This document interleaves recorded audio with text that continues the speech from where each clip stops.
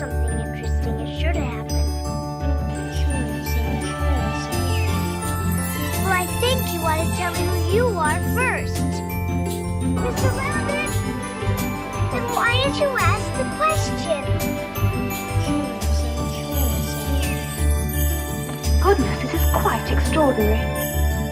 Would you tell me, please, which way I ought to go from here? But today is turning into the most curious adventure I have ever had. So I'm here today to talk about flow and to probably demystify a little bit about what flow is. And I have got who I call my flow bros here with me today.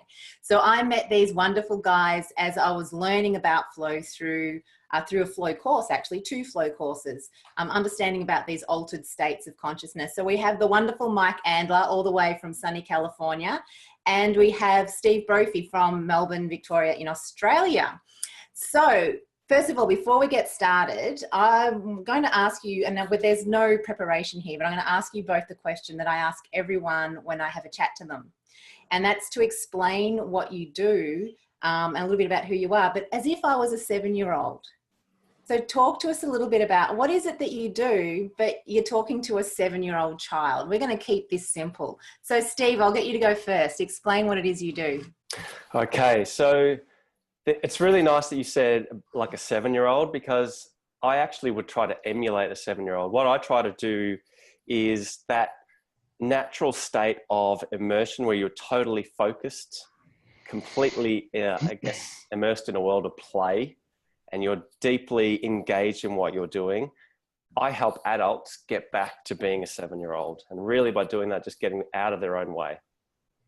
Nice. Love it. What about you, Mike? What's your answer to that question?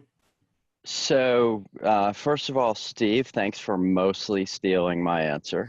I think that's the benefit of going first here.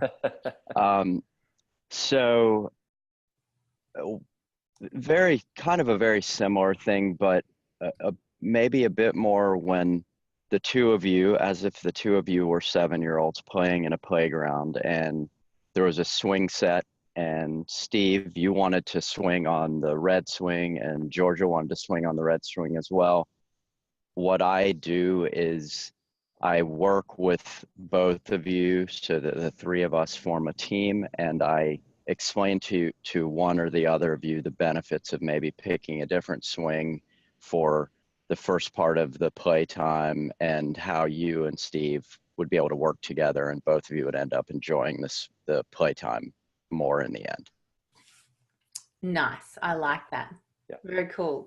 All right. So we're here to talk about flow and helping demystify flow for people that are listening or watching.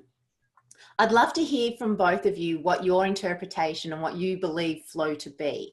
Let's start there and just see where the conversation flows. Sorry to pardon the pun. So I'm going to just open up. Either of you jump in. I'm not going to facilitate here. So what do you think? What would be a state of flow? Oh, Steve, I'm going to go first this time. I'm going to go first. Not return service this one. Just to be clear, are you more asking for our definition, or are you asking like for an example of a flow state? I think a definition, and then we'll probably, talking into what a flow state is and what it could feel like would be somewhere where the conversation can definitely go. So, a lot of people I think out there don't really understand what flow is, because there's this thing that people think that flow is about, allowing and going with the flow, but we're talking about an altered state of consciousness. So what is that? What is this state of consciousness? How would you describe it? Right. So I've thought about this pretty extensively, and really the fact that I've thought about it plays pretty heavily into the way that I personally define it. And I define it as a deeply psychological, a state of immersive thought about any activity. So if we jump into an athlete, I believe that it is a process of thinking in a very specific way and having a very specific understanding of the situation that you're involved in such a way that your thoughts about the experience helps propel you into a more efficient version of the experience. So for athletes playing basketball, you know, they often enter these flow states during games, but I personally believe it's a result of extreme preparation and extreme understanding kind of beforehand and during the event, where you lose yourself in your own immersion in the event. So for me, with fitness, for example, I've spent thousands and thousands and thousands of hours in a gym and learning about the exercises to do and learning how to do them. But now with flow training, I'm thinking at a much deeper level about what would happen. Why would my body work better in this way? Why would it work better in that way? What would happen if I focused more deeply on my alignment of my body while running on a treadmill, or looking directly straight ahead as opposed to turning from side to side while running? Or so for me, it is a state that gets induced by deep thought about an activity. And that activity could be reading a book, honestly, or it could just be sitting on the couch, or it could be sports, or it could be, you know, there's a lot of talk with flow and extreme sports where there's high consequence. In my opinion, the high consequence is entering into a state of almost absolute vulnerability, physically, psychologically, emotionally, where you trust that it's going to work out because you've thought about it so deeply. And I realize that that's probably somewhat of a different interpretation than most, but unfortunately, that's what I've come up with, and that's the best way for me to understand how it applies to everything, not just athletics or, you know, extreme sports, or the places where you typically hear about flow states. Awesome. So there's a lot of, what I'm finding, there's a lot of places in our lives that we can actually apply this flow and notice it turning up. What are your thoughts, Steve? So I'm going to stand on the shoulders of giants on this one. And I love how concise Stephen Kotler, the author of Rise of Superman and Stealing Fire, has for flow. And it's basically, flow is our optimal state where we feel our best and perform our best. And what Mihai Csikszentmihalyi, who is the psychologist who basically brought flow, they call him the grandfather of flow, he brought flow to the people. He says that it's an autotelic experience, which means it's a self goal. So that means what I'm doing, I'm so intrinsically motivated to do, I'm so deeply captivated with. There's a little stretch from my current skills, so it's challenging. And what happens is your brain goes into this state, which is one of the only times you release like 5 of these amazing neurochemicals at the one time. And then you basically lose track of time. Your inner critic goes offline, your fear diminishes, and it's really you getting out of your own way. So flow allows people who know intrinsically inside that they have this next level, but they're too busy in their thinking mind. And so the flow cycle is literally you struggle, release, let go. And by that release, like stressing and resting, you tap into this higher level. And so you, like if you use the analogy that Mike used there, if I went to the gym and I lifted weights really heavy, I have all these micro tears. If I go back to the gym the next day without resting, my body can't repair and get the benefits out of it. Now, if I stress my body, let it rest and repair, then there's improvement. But what happens is, as human beings, we're so caught up in a kind of continuous partial attention that we forget to get deeply immersed in something. And so for me, flow is when we move from thinking mind really into our bodies, where we allow the sort of subconscious to take over our programming, our skill mastery to really take over, and I'll just allow it to do its own work. And there are examples at the Olympics where people are just in the zone, but as soon as they start thinking slightly about their technique, they're out. And it's when you just allow the work that you've done to just happen and flow, and then you tap into this beautiful, amazing state. And yeah, it's incredible. It is incredible when it happens. And we've got Michael who's attending in the webinar at the moment. And this is a response to you, Mike. He said, Mike, what you just described happened to me on the webinar the other day. And when actually, Mike, you asked him, Michael, a question. There's so many Mikes and Steves in my life at the moment. He says, on the webinar the other day, when you asked me a question, you got me thinking on such a deep level to answer your question that I felt like I entered flow without even meaning to. It happened totally unconsciously. And he asked a question here: how does one enter that state intentionally and at will?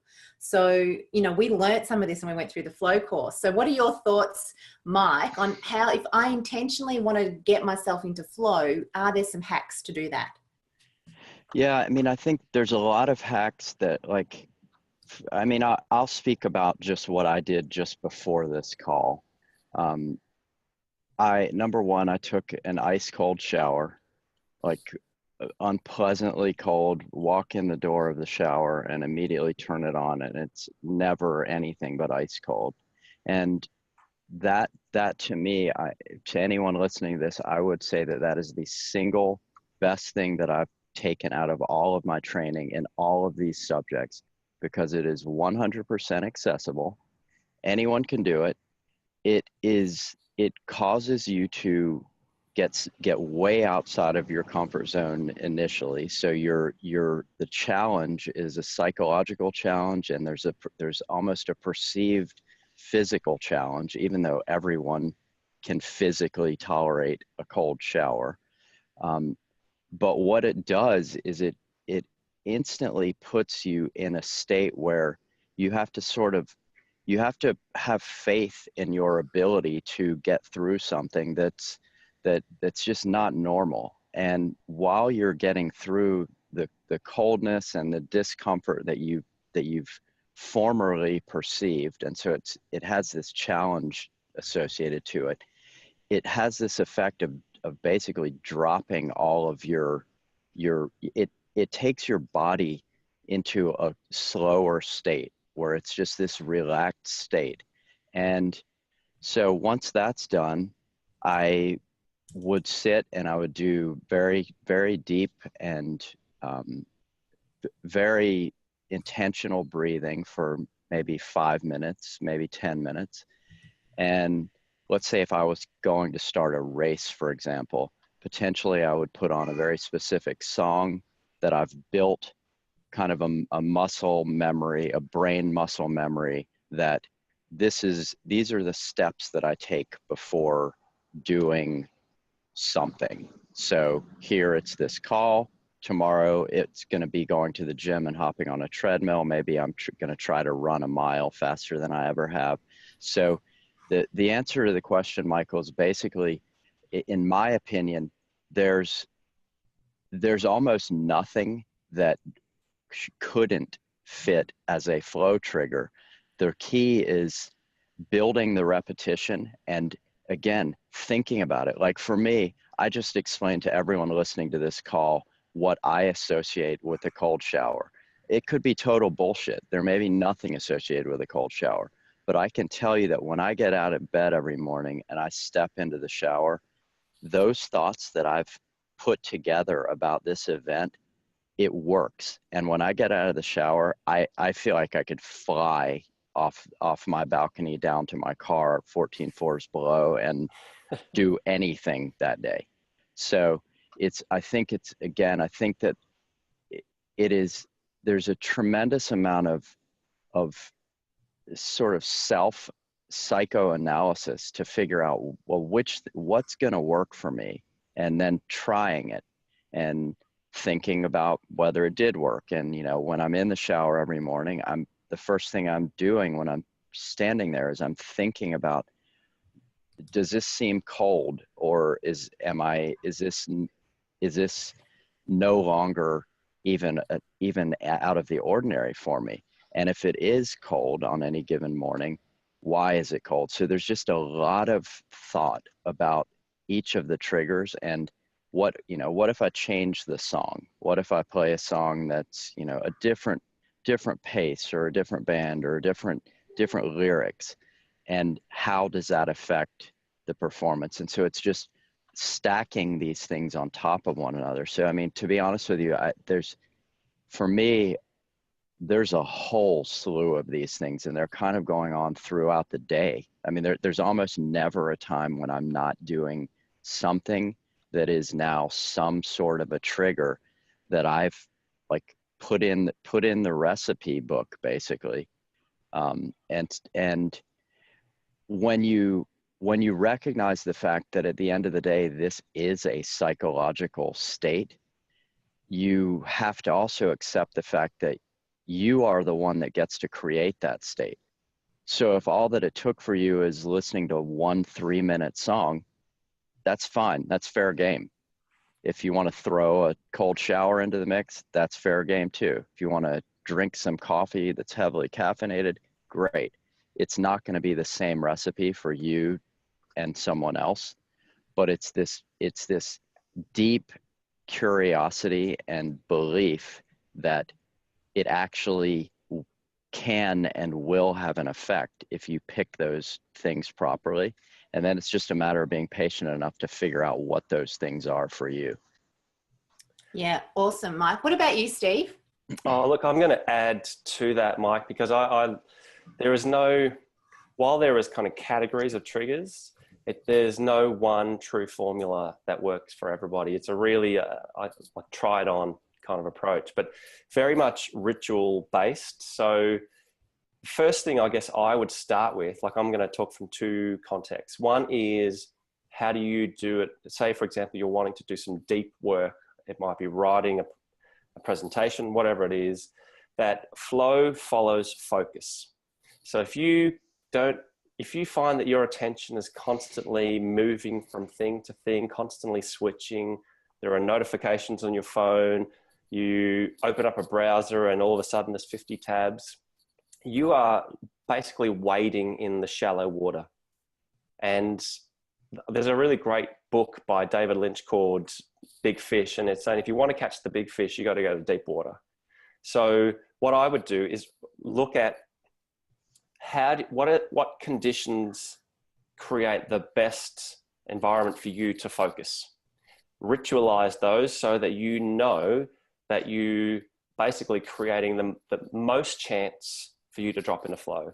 But also know, like Mike said, it's a psychological state that's not on tap all of the time. In fact, we drop into flow and then there's very much a time where we're just, we might be in conversation and so forth. So really create a checklist around focus, turn off things like notifications, monotask, create like an environment. You might put brain.fm on to have, binaural beats going, but find out what are the things that get you focused. And then can you do that for an extended period of time? So for example, I don't book any meetings between 9 and 11. I don't check email until 11 o'clock because I know that that's the time when I'm going to go deep fishing and catch that big fish with deep concentration. If you're in a group context, like what we've got going on here is, and the reason that things pop up, I guess, at the intersection is we're creating this container of psychological safety so that Georgia and Mike can both feel that they can talk openly and will add to each other's idea.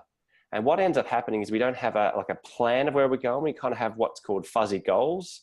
And in the end, what comes out between the sort of conversations. So if you take jazz, for instance, when you have jazz improvisations, there are times where it just sounds horrible. But when they get in tune with each other, and I've had that experience playing in a band where you feel like that band is just one person and you are so in sync, and that's incredible. And so part of it is, if you're in a group situation, is how can you create a safe space for people to feel that their ideas are valued and you can add to them, and then creating that space where I'm not sure where we're going, but we're going to have an enjoyable ride.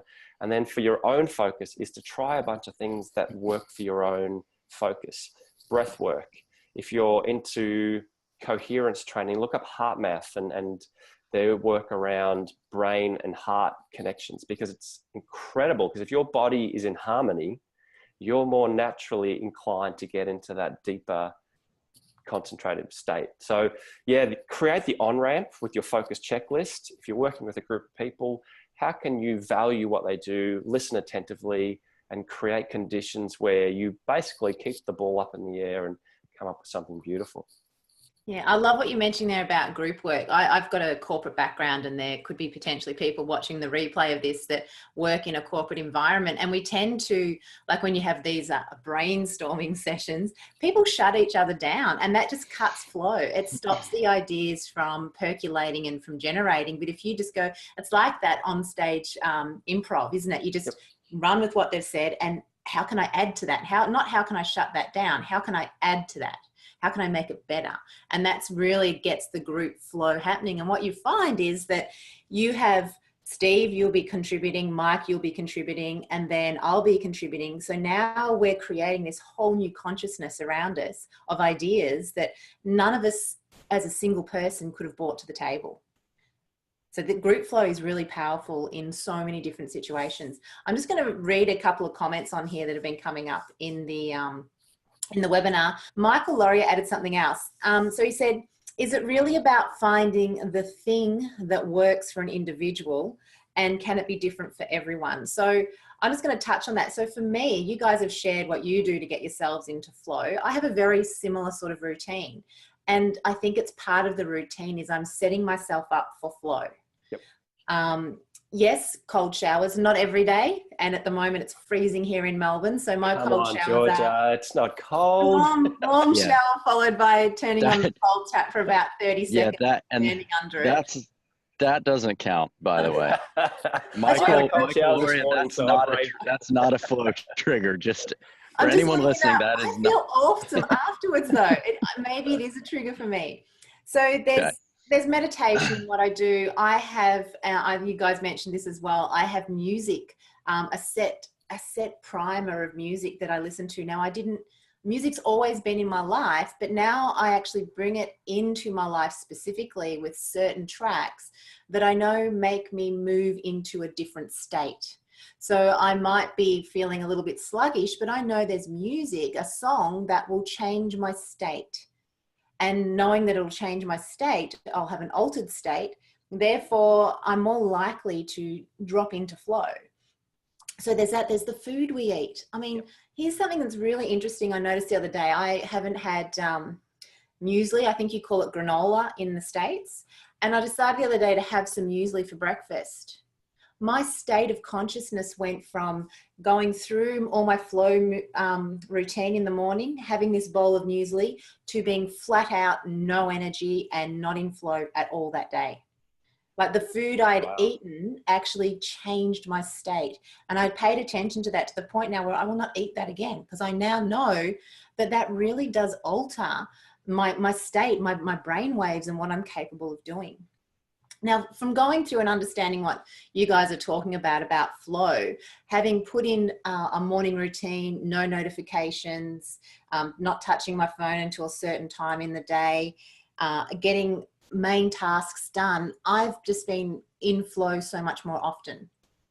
So yes, Michael, it is different for everyone, but I think once you get into a bit of a routine, you can set yourself up for that state. And when you're in flow, as Steve said, it's just everything stands still, everything's effortless, and it just, things like time just disappears and you get so much done. Absolutely. And Georgia, I'll add to that, because we're now currently, like from a neuroscience point of view, we're very much in a beta state. We're consciously engaging in conversation, but for flow, it hovers as you move down from thinking mind into alpha and theta, which is really like the land between just before I go to bed and daydreaming. And so if you think about the activities that I guess take you down a few notches to not be always thinking, because we're just stuck currently in today's society with, access to information. We're stuck in a perpetual cycle of thinking.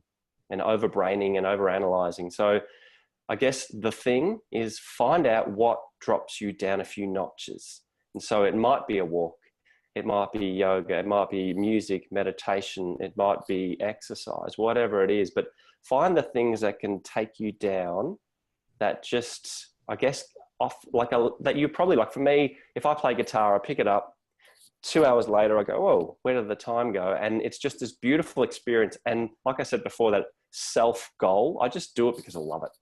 So find those things and place them throughout your day. Now, unfortunately, flow might not be in your job. For some people, they may not be able to tap into it, but that doesn't mean you can't have it in your life. It means that your flow states might be when you go, surfing on the weekend or whatever you do outside of work. But yeah, just find ways to come down a few notches.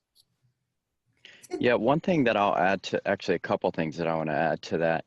One is a question that I've wanted to ask both Georgia, you and Steve. And it's something I've been thinking about actually a lot in preparation for this discussion. And that is, do you guys think that there's a correlation between left brain, right brain thinkers and the attainment of flow? So that's the first question.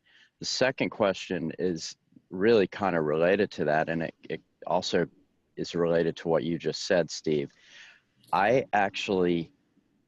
One of my ways of getting into the deepest flow states is to think extremely intensely about flow states, not necessarily about the specific thing that I'm doing, usually not at all about the specific thing that I'm doing. So a good example would be meditating. Most people would say you kind of should be clearing your mind while you're meditating, or single-minded focus is a fairly common way of describing it. But I often think really deeply about the concept of meditating and about, I wonder, what would have to happen to my brain during this meditation session for me to get really, really deep, and what would that look like? What would my vision start doing with my eyes closed? Am I going to start so really thinking about the concept of flow states is, for me, the best trigger of them all. And that's typically what I do when I'm doing anything, whether it's walking my dog, or whether it's in the gym or on a business call, or anything in between. So it's interesting to hear you kind of almost, I don't want to put words in your mouth, but almost relying on dropping down into lesser thought. To me, I think it depends potentially quite a bit on the actual subject of the thought. Do you think, based on what you're saying, Mike, do you think that what you're doing there is you're really setting an intention by having that deep thought about, okay, it's almost like an intention. I want to get into flow. Now, if I'm in flow, this is the experience that I think will happen. Now, sometimes it's different to what we think, but it's almost like you're pre-programming, giving yourself a command to enter that state. Do you think that's there's a slight tweak. Obviously, the goal is to get into a flow state, but what I'm really thinking about is, am I just doing everything that I could be doing that might be a trigger? I'll tell a story that happened to me this week. To me, it really explains the level of thought. So I started swimming after being a fanatical athlete for 20 years. I started swimming about 2 months ago, and I had no experience swimming. I knew how to swim, if it required me to swim underwater to get from point A to point B, but as far as technical swimming, I had zero experience. And after about 5 times, and this just maybe 10 times, this just happened this week, I realized that when I turn my head to take a breath, between every 4 strokes or whatever it is, I would close my eyes when my head came out of the water. And so for the rest of the time I was swimming, I was thinking about this and trying to figure out why I was doing this. It later occurred to me that as a result of me wearing contact lenses for 35 years, when I get out of the water or in the water without goggles on, I have to be very concentrated on keeping my eyes closed or my contacts will fall out. So this is just a habit that I've built over 35 years. In the shower, in pools, anywhere and everywhere, this is something that I've done instinctively. Well, now I'm swimming and I've got goggles on, and I'm going from staring into the bottom of the pool with my eyes wide open, and it's awesome, to turning my head to the side to take a breath. My eyes are closed, and I mean, here it's pretty awesome if they'd be open then too, because I'm looking up at the sky or whatever, you know, the nice blue sunny day in LA. And so I figured out why I was doing it. And then I decided, okay, well, I need to just not do this anymore. There's no need for me to keep them closed or, you know, to switch back and forth in this scenario. And as soon as I figured out how to keep my eyes open the whole time, my swimming literally improved 500%.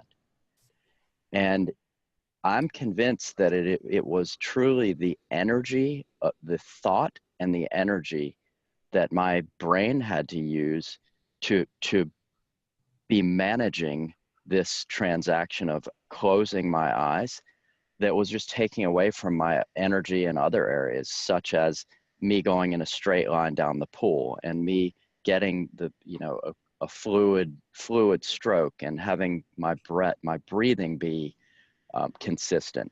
And so in the past 2 days of swimming, I'm 10 times better than I was, and that's the only change that I've made. And so thinking about things at that level, like I wouldn't have gone into that and said, hey, I need to keep my eyes open because that's going to get me into a flow state. But what I would think about is, why the hell am I doing this? Like, what would happen if I didn't do what I'm doing? How would that change things? So it's more thinking about the process of trying to trigger the flow state. I'm not thinking about the end result. I'm thinking about the process that's happening at every minute of the event. If I'm on a treadmill, I'm thinking about, am I aligned enough? You know, I've got this weird thing where I keep my left shoulder up. So I'm constantly thinking about keeping my shoulder down. I'm not thinking about getting into a flow state. I'm thinking about just doing various little tweaks that all together might work. So what you're saying here, Mike, is that you are no longer, and this is something that Dr. Joe Dispenza talks about a lot, okay? And he talks about, helps people get into altered states. So you're talking about, you are no longer the program running your life. So the program is, I'm closing my eyes when I'm swimming, I'm running with my shoulder up. That's the program. You are now the observer of your program, and you are making incremental changes so that you can become better at that. Yes. Yeah? And you should tell me which book he talks about that, because I haven't read that book, but that's exactly what I'm doing. Can I add to that also? Sorry, let me say one more thing. It's with a fanatical belief that any aspect of that program is up to me to change whenever I want. And the goal is, if it's a habit, you know, I mean, this thing with closing my eyes, we're literally talking about every shower that I've ever taken in 35 years, I'm doing this. So it's very hard to change your blinking pattern when it's something you've done literally since you're 10 years old. But that's another part of it, is just the absolute belief that you're the one that gets to decide if the habit continues. And I would say that the two things, I guess, one is that you are so deeply present within your own body that you can focus on it. And that's one of the key elements of flow, is that people are really, it's called the deep now. Like, you're so concentrated on this particular moment. But also, Mike, for you and your particular in your form, there's a clarity around your goal. Like your goal is specifically, when I breathe, I'm concentrating and open my eyes. So that is within your skill and challenge ratio. So you have clarity around what you want to achieve. You're deeply present. It's just past your current skill. And also what you're doing is your body knows how to swim. So you're giving it something physical to occupy it while you concentrate. So you've got this kind of, in a way, you're in a release state, because swimming is very meditative. If you do laps up and down the pool, you can get very trance-like. So you've got clarity around your goals. It's right in your skill to challenge, deeply present. And then you drop into this flow state. And so you literally, what everybody, like, say, for example, you're talking about your running form with your shoulder up.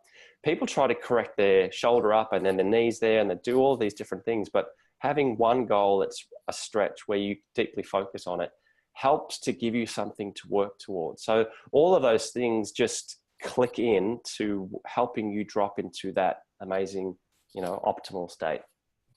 Right. And that's that, I think one of the reasons why certain types of music, if we're talking about meditating, my theory is that the certain types of music with meditating, or doing anything for that matter, it occupies just enough of your thoughts and your brain and the energy that your brain would otherwise maybe be using to think about unimportant shit that's going to happen later that day. And it just blocks that off. And so that's pretty much exactly what you're saying here. I know now every time I have to breathe, I'm going to be concentrating on this thing with keeping my eyes open, and it just blocks off some cycles that can't be used to be worried about things, or they can't be used to think that I'm not a good enough swimmer to be a better swimmer. So it's that, and that's where, to me, the vulnerability thing really comes in, is that it's just this, it's an implicit certainty that you have everything that you need to do whatever you're doing at the highest and most enjoyable level. And I mean, that could be having a conversation with a cashier at a coffee shop, or it could be doing it literally anything.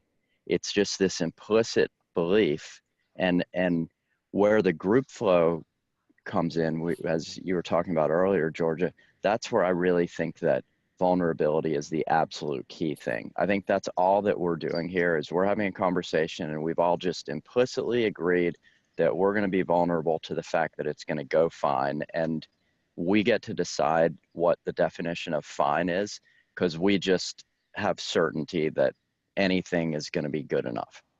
And that thought process and that sort of agreement is what causes it to get into that state of flow.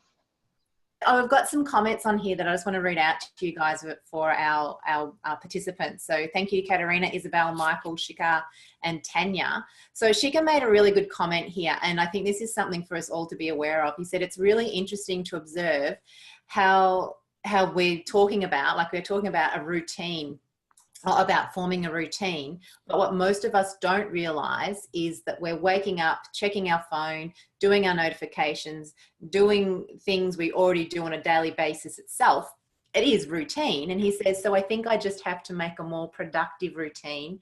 And then, yeah, I absolutely, Shika, absolutely. The things that are going to take you away from flow is screen time. Television does not induce flow at all.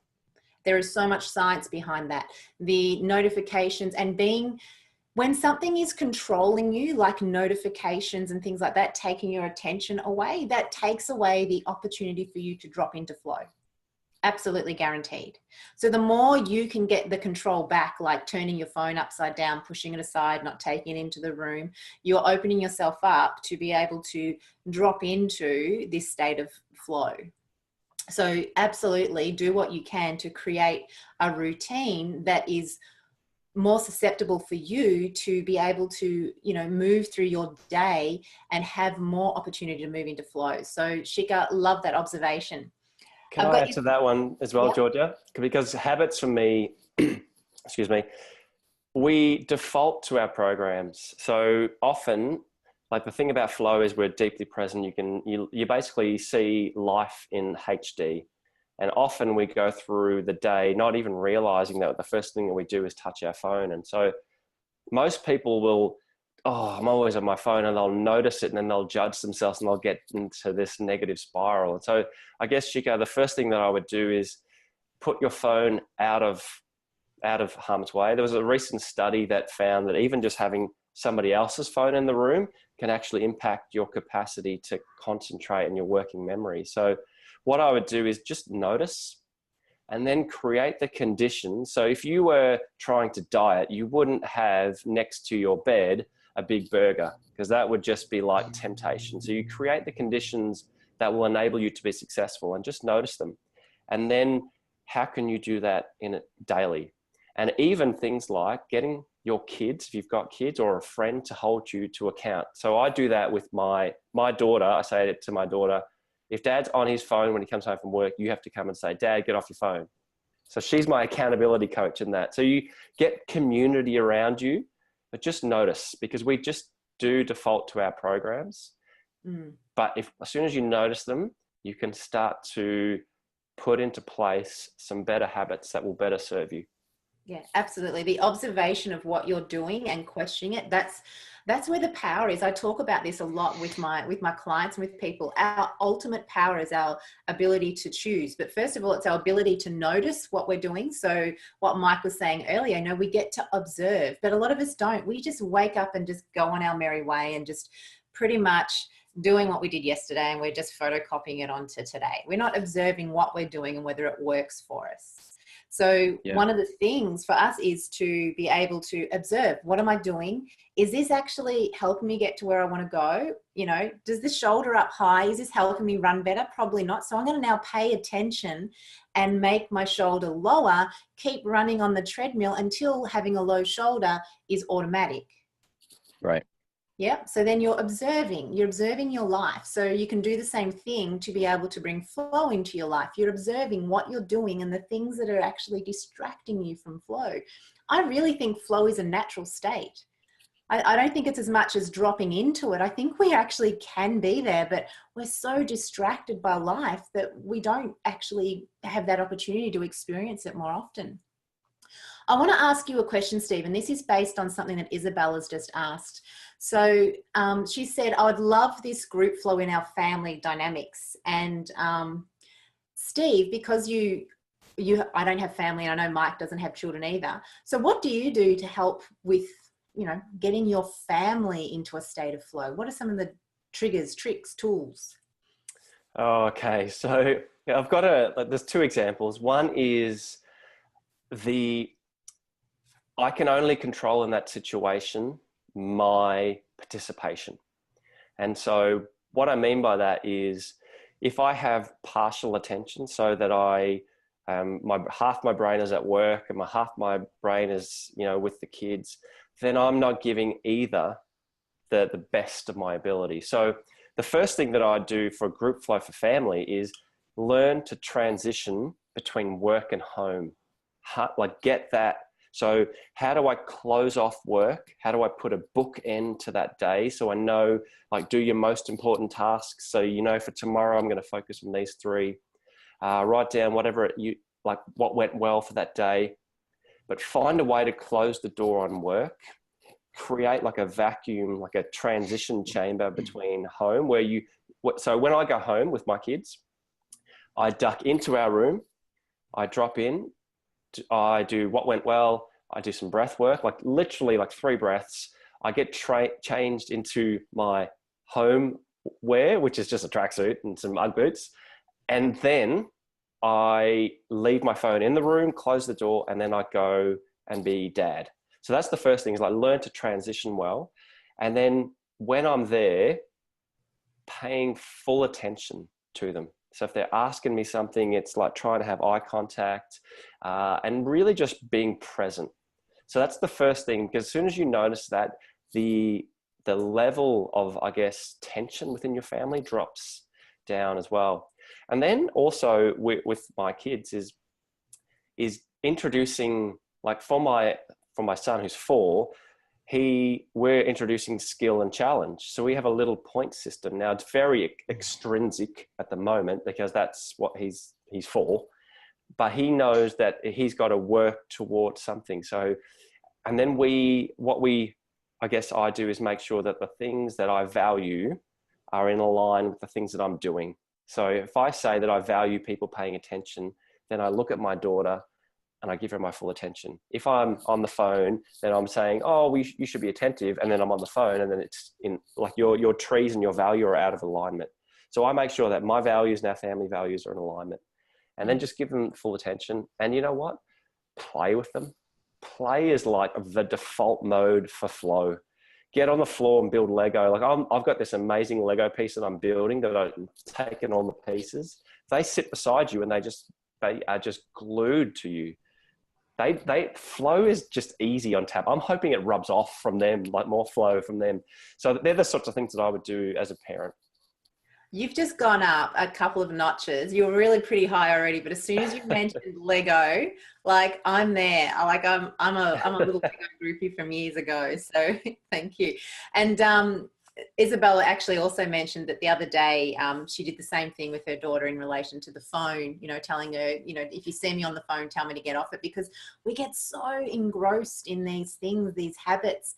And here's something that a lot of people don't realize is that the mobile phone itself is, how we scroll like this?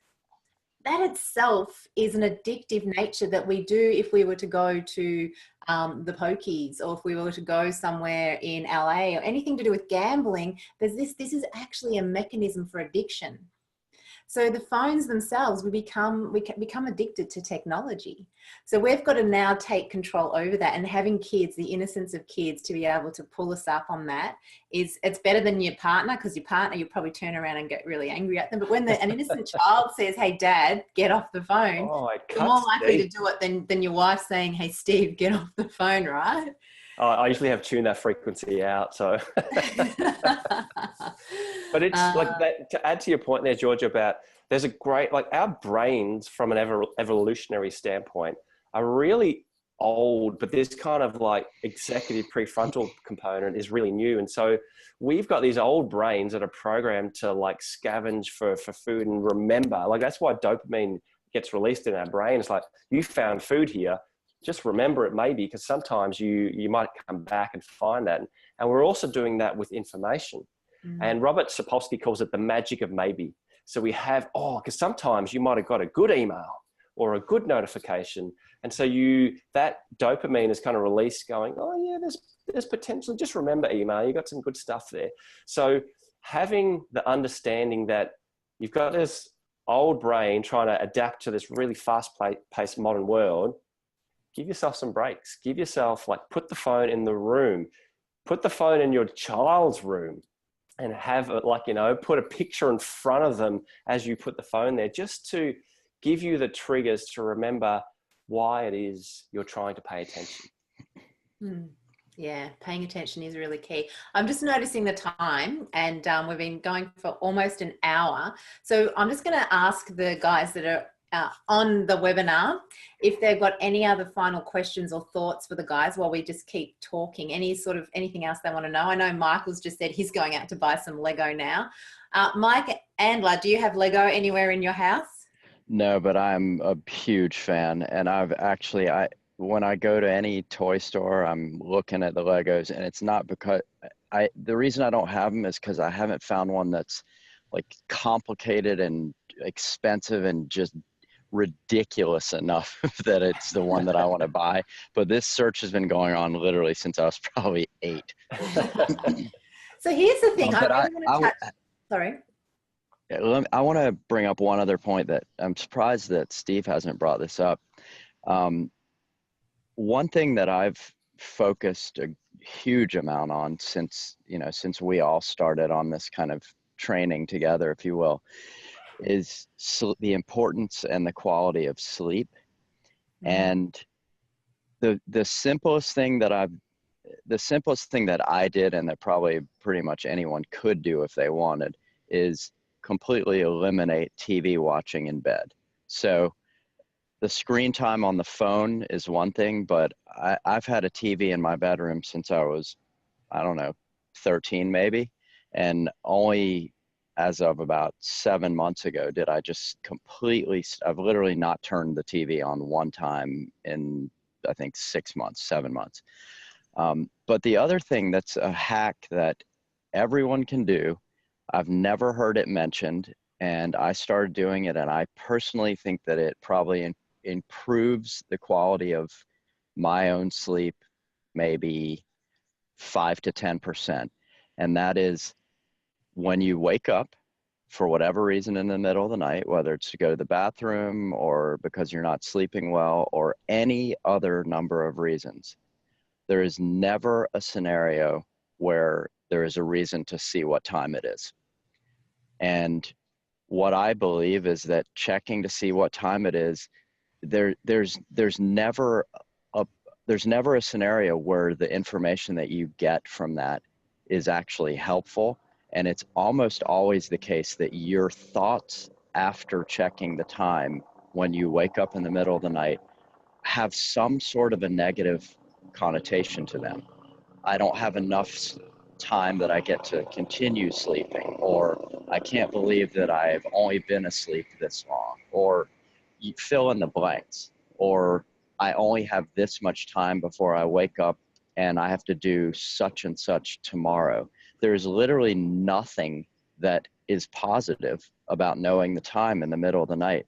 And if you just stop doing that, your speed to falling back to sleep probably decreases, or the time it takes you to fall back to sleep is essentially zero. If you just look at the clock, you've thrown yourself completely out of your sleep flow. So that is the best hack that I've come up with since this whole thing. That and the cold showers, Georgia, the real cold showers. So I want to add to that about sleep, because I want to add on top of, because I do agree with you about looking at the clock. You know, it doesn't pay us, it doesn't really do anything for us. But I do that. I do look at the time. But what I've noticed is how I've hacked that is I'll look at the time and say it's 2:30 a.m. I used to go, shit, it's 2:30 a.m. I haven't had enough sleep. I've got this, and this to do tomorrow. And I start panicking about what I've got to do tomorrow. This is what your story is. This is why I don't sleep. Now, when this happens now, I've retrained myself. So if I look at the time and I see that it's 2:30 a.m., I go, that's all right. I always fall asleep anyway. And even if I only have 3 hours sleep, I know how to hack that. I've never, ever failed or stuffed up on no sleep. So then I start changing the story that I used to tell myself about, I can't handle it if I don't have sleep, I won't be able to function correctly. And I start rewiring the brain to tell myself, that's okay. I know I can get through the day on a limited amount of sleep. And as soon as I do that, I actually drop back into sleep. Like I've changed I've rewired the story. And I had to do that because I was traveling and crossing so many different time zones that I wasn't sleeping well, and I had to run workshops workshops for a full day. And sometimes I was running them on 2 hours sleep, and I would get through the day and go, I did that. So now I have evidence. My brain has evidence that I can actually function quite optimally on a low amount of sleep. But I don't recommend doing that, because seriously, it does catch up with you. But I think it's a lot to do also with the story we tell ourselves in those situations.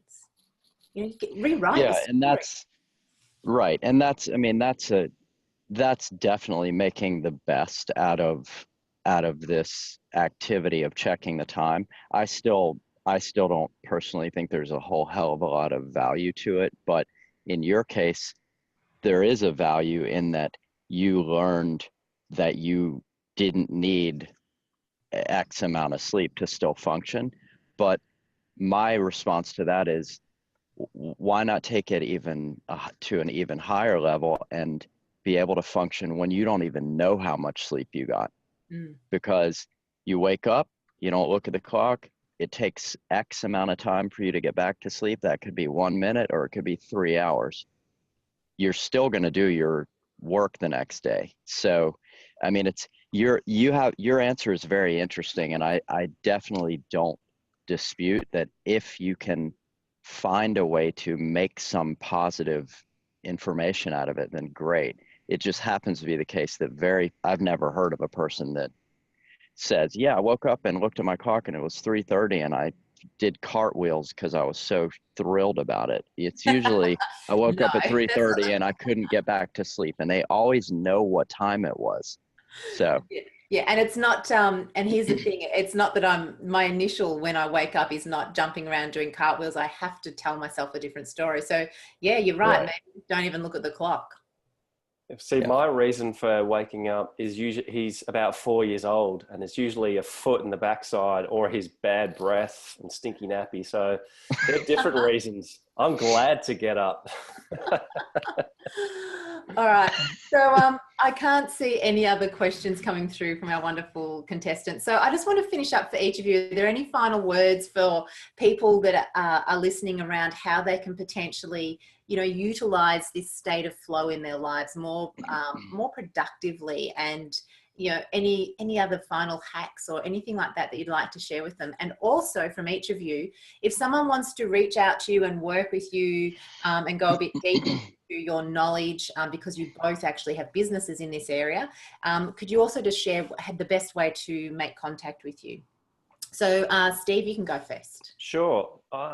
Look, the best advice I would give to somebody who's looking to find out what works for them is your life is evidence already of the deeply immersive states. So think back to times, like for example, I used to think I love to get up early in the morning and work by myself and do this. So I thought all of my flow experiences would be me holed up in a cabin somewhere by myself. In actual fact, my best flow experiences were in groups. So look back through your life, pick out the times where you just felt in the zone, where like you felt like you could take on the world and the world moved in slow motion and you felt like, Neo from the Matrix. And then try to decode each of those things and find out is there any consistent pattern? And then the rest is, as you can see from this call, there is no tried and true recipe. Yes, there are some things that work, but you got to try them on for you, because sometimes, I'm a morning person, so I get up at 4:30 in the morning because that enables me to get deep work happening. But for some other people, 4:30 in the morning never exists. They're 11:30 at night. So find out what works for you. So there's no one true recipe, but once you find that, like what Mike and George have been saying, make it a ritual so that you can recreate those conditions and tap into it much easier. So I guess that's segue into the work that I do. Is my business is called Thrive Capacity. So you can reach me at www.thrivecapacity.com. And I help individuals tap into starting with focus, and then focus. By working on focus, you increase productivity, but then you learn to drop into flow and build habits and sustainable habits. So I do that from a personal coaching point of view, but I also work with organizations to shift a culture, especially if you've got an organization that has open plan offices, which are just constantly distracting you. So yeah, so I have that coaching, which is a one-on-one or one to a small group, and working with businesses to allow them to drop into flow as well. Thanks, Steve. Mike, over to you. What's your final tip, hack, and how can people contact you? So for me, I think that the key is being willing to challenge yourself. Like get out of your comfort zone of thought and be willing to, we've been sitting on this call for an hour talking about some of this stuff is pretty obscure. Some of the stuff, like this thing that I told you guys about me blinking while swimming. I mean, these are not normal thoughts. They're like pretty deep thoughts. And that's what it might take you to, what Steve just said, to draw comparisons between these different areas of your life where you felt like you were performing at your best, and to find commonalities. And they might be very, very strange commonalities, but that's what it might take for you to figure out what are your triggers and what works, what doesn't work. I thought it was very interesting, Georgia, what you said about waking up and eating muesli and it completely threw you off. I've had the same observation with myself, is that if I now don't eat the right things, it's just, it just doesn't work anymore. Your brain doesn't respond the same way once it gets those routines down. And, you know, again, I think the other thing, and it's just a different way of saying to challenge yourself, is be very vulnerable. Be vulnerable in the things that you're willing to try. Be vulnerable in conversations you're willing to have. Be vulnerable in asking questions to people. And I mean, I know from my relationship with Georgia and Steve over the past 6 months that I'm speaking for all of us. Anyone who is listening to this, you can reach out to any one of the three of us, whoever you feel like reaching out to, and ask any question on this topic. If we don't know it, we'll try to find someone who does, or we'll work with you to figure out the answer. And that goes to the point that it is really, it's a deep exploration. No one is going to be able to tell you, do A, B, C, and D, and you will enter a state of flow. If someone tells you that, immediately run, because it's not going to be legitimate. As far as what I'm doing, you know, right now I'm basically focusing on the building of a business that it's very similar in many respects to what Georgia and Steve both already do.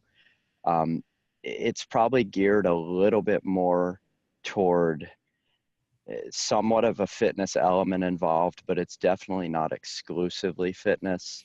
My background for my career has been in software technology management. So there's a lot of elements of team dynamics involved. So that's why topics like vulnerability and group conversations, those are areas that I'm very interested in, and really starting to work with people on identifying how there can be more harmony in those scenarios.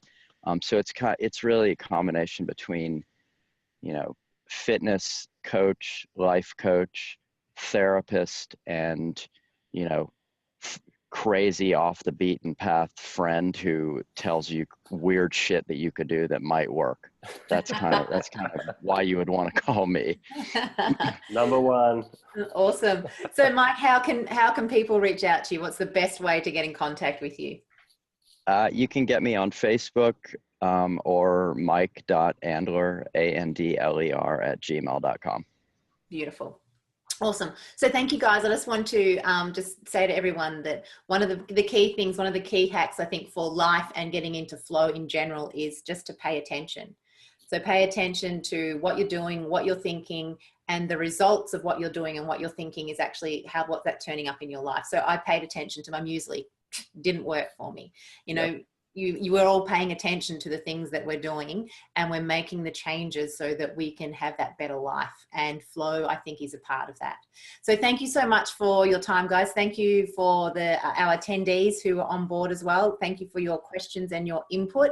I think we might have to also come back, because there's still a lot of areas we haven't spoken about in relation to flow, and I think we can go even deeper with this too. So I think there's more ways that we can get into flow with altered states of consciousness and levels of awareness. So thank you so much, Flow Bros. Love talking to you as always. And we'll talk to you all later on. And if you've got any other questions, these guys are in the Conscious Architects of Life group. So please reach out, tag them in there if you've got anything you want to say to them. So have a great evening, Mike, and have a great day, everyone who's here in Australia. Thanks, Georgia. My pleasure. Thanks, Bye guys. for now. Today is turning into the most curious adventure I've ever had.